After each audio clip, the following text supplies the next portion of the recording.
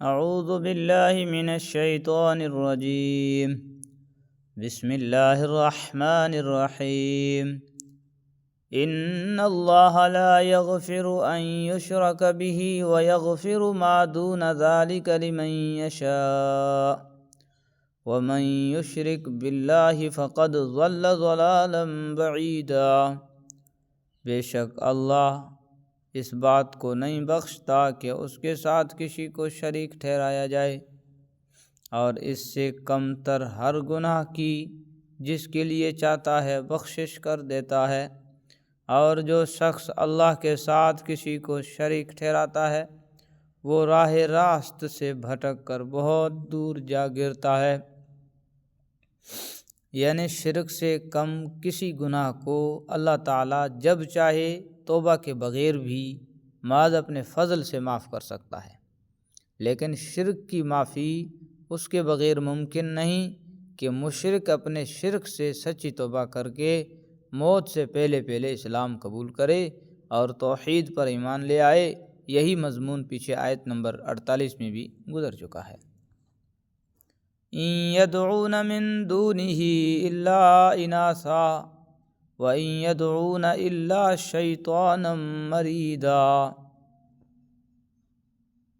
اللہ کو چھوڑ کر جن سے یہ دعائیں مانگ رہے ہیں وہ صرف چند زنانیاں ہیں، اور جس کو یہ پکار رہے ہیں وہ اس سرکش شیطان کے سوا کوئی نہیں۔ کفار مکہ جن من گھڑت دیویوں کو پوجتے تھے ان سب کو مؤنث سمجھتے تھے۔ لات، منات، عزا سب کو مؤنث سمجھا جاتا تھا، نیز فرشتوں کو بھی وہ خدا کی بیٹیاں کہا کرتے تھے۔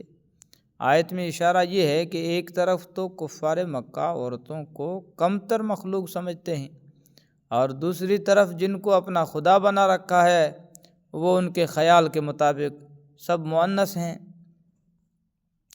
لعنہ اللہ وقال لأتخذن من عبادك نصیبا مفروضا۔ جس پر اللہ نے پھٹکار ڈال رکھی ہے، اور اس نے اللہ سے یہ کہہ رکھا ہے کہ میں تیرے بندوں سے ایک طے شدہ حصہ لے کر رہوں گا، یعنی بہت سے بندوں کو گمراہ کر کے انہیں اپنا بنا لوں گا، اور بہت سوں سے اپنی مرضی کے کام کرواؤں گا۔ یعنی شیطان یہ کہہ رہا ہے۔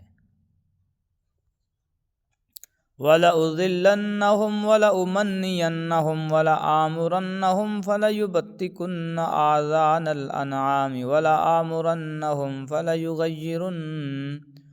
فَلَيُغَيِّرُنَّ خَلْقَ اللَّهِ وَمَنْ يَتَّخِذِ الشَّيْطَانَ وَلِيًّا مِّن دُونِ اللَّهِ فَقَدْ خَسِرَ خُسْرَانًا مُّبِينًا۔ اور میں انہیں راہ راست سے بھٹکا کر رہوں گا، اور انہیں خوب آرزوئیں دلاؤں گا، اور انہیں حکم دوں گا تو وہ چوپایوں کے کان چیر ڈالیں گے، اور انہیں حکم دوں گا تو وہ اللہ کی تخلیق میں تبدیلی پیدا کریں گے۔ اور جو شخص اللہ کے بجائے شیطان کو دوست بنائے اس نے کھلے خسارے کا سودا کیا۔ کفار عرب بعض چوپایوں کے کان چیر کر بتوں کے نام پر وقف کر دیتے تھے، اور ایسے جانور سے کوئی فائدہ اٹھانے کو جائز نہیں سمجھتے تھے۔ اس باطل رسم کی طرف اشارہ ہے کہ اس پر شیطان عمل کر رہا ہے، اور اللہ کی تخلیق میں تبدیلی سے مراد خود یہی عمل بھی ہو سکتا ہے کہ جانور کے کان خام خواہ چیر دیے جائیں۔ اس کے علاوہ ایک حدیث میں حضرت صلی اللہ علیہ وسلم نے بعض ان کاموں کو بھی تخلیق میں تبدیلی قرار دے کر منع فرمایا ہے جو عورتیں اپنے حسن میں اضافہ کرنے کی غرض سے کیا کرتی تھیں۔ مثلا جسم کے کسی حصے کو سوئیوں وغیرہ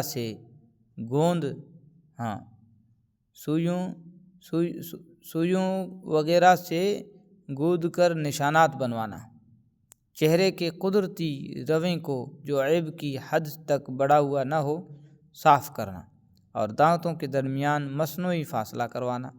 تفصیل کے لیے اس آیت کے تحت معرف القرآن کی طرف رجوع فرمائیے۔ یعدہم ویمنیہم وما یعدہم الشیطان الا غرورا۔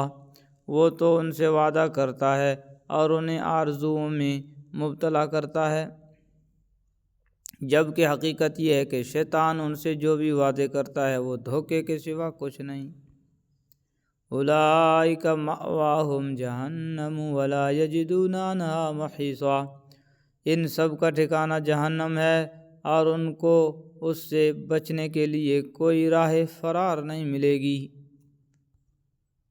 والذین آمنوا وعملوا الصالحات سندخلهم جنات تجری من تحتها الانہار خالدین فیہا ابدا وعد اللہ حقا ومن اصدق من اللہ قیلا، اور جو لوگ ایمان لائے ہیں اور انہوں نے نیک عمل کیے ہیں، ہم ان کو ایسے باغات میں داخل کریں گے جن کے نیچے نہریں بہتی ہوں گی، یہ ان میں ہمیشہ ہمیشہ رہیں گے، یہ اللہ کا سچا وعدہ ہے، اور اللہ سے زیادہ بات کا سچا کون ہو سکتا ہے۔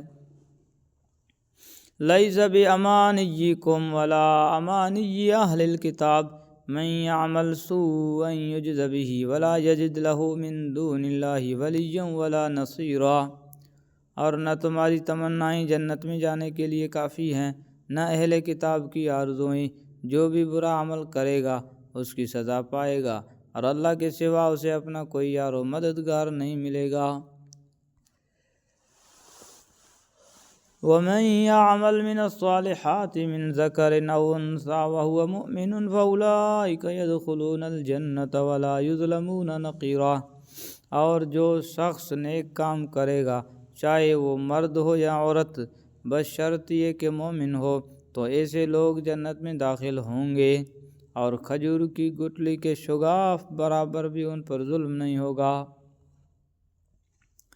وَمَنْ أَحْسَنُ دِينًا مِّمَّنْ أَسْلَمَ وَجْهَهُ لِلَّهِ وَهُوَ مُحْسِنٌ وَاتَّبَعَ مِلَّةَ إِبْرَاهِيمَ حَنِيفًا وَاتَّخَذَ اللَّهُ إِبْرَاهِيمَ خَلِيلًا، اور اس سے بہتر کس کا دین ہوگا جس نے اپنے چہرے سمیت سارے وجود کو اللہ کے آگے جھکا دیا ہو، جبکہ وہ نیکی کا خوگر بھی ہو، اور جس نے سیدھے سچے ابراہیم کے دین کی پیروی کی ہو، اور یہ معلوم ہی ہے کہ اللہ نے ابراہیم کو اپنا خاص دوست بنا لیا تھا۔ وَلِلَّهِ مَا فِي السَّمَاوَاتِ وَمَا فِي الْأَرْضِ وَكَانَ اللَّهُ بِكُلِّ شَيْءٍ مُحِيطًا، اور آسمانوں اور زمین میں جو کچھ ہے اللہ ہی کا ہے، اور اللہ نے ہر چیز کو اپنی قدرت کے احاطے میں لیا ہوا ہے۔ صدق اللہ العظیم۔